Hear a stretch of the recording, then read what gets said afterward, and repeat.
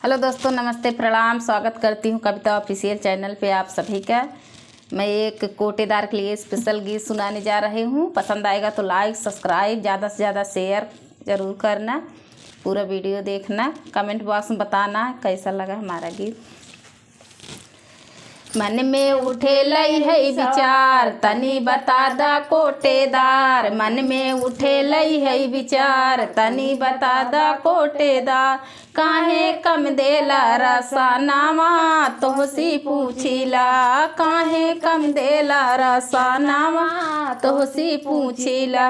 तोहसी पूछिला हे भैया, तोहसी पूछिला हे बाबू, तोहसी पूछिला। काहे कम देला रसानावा, तोहसी पूछिला।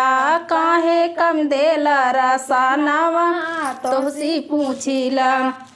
1 यूनिट पे 5 किलो का नियम बाटे लागू। नियम बाटे लागू है भैया, नियम बाटे लागू। 1 यूनिट पे 5 किलो का नियम बाटे लागू। नियम बाटे लागू है भैया, नियम बाटे लागू। 5 यूनिट पे 23 किलो देला तू तो बाबू। उठई है सवाल मोरे मानावा, तोहसी पूछिला। काहे कम देला रसानावा, तोहसी पूछिला। तोहसी पूछिला हे भैया, तोहसी पूछिला। काहे कम देला रसानावा, तोहसी पूछिला। काहे कम देला रसानावा, तोहसी पूछिला।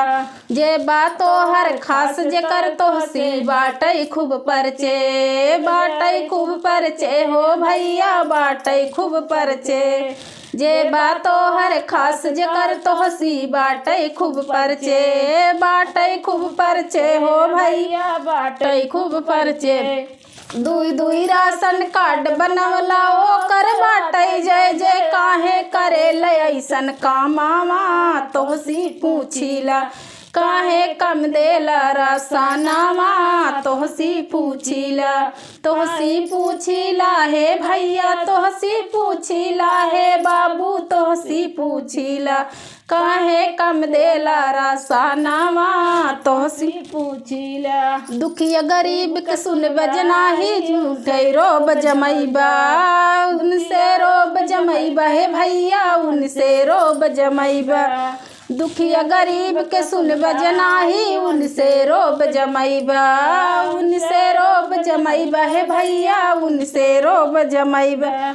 अजय अजनबी कविता पूछे कैसे महान कहैबा। जग में होई अपमानावा, तोहसी पूछिला। काहे कम देला रसानावा, तोहसी पूछिला। तोहसी पूछिला हे भैया, तोहसी पूछिला हे बाबू, तोहसी पूछिला। काहे कम देला रसानावा, तोहसी पूछिला।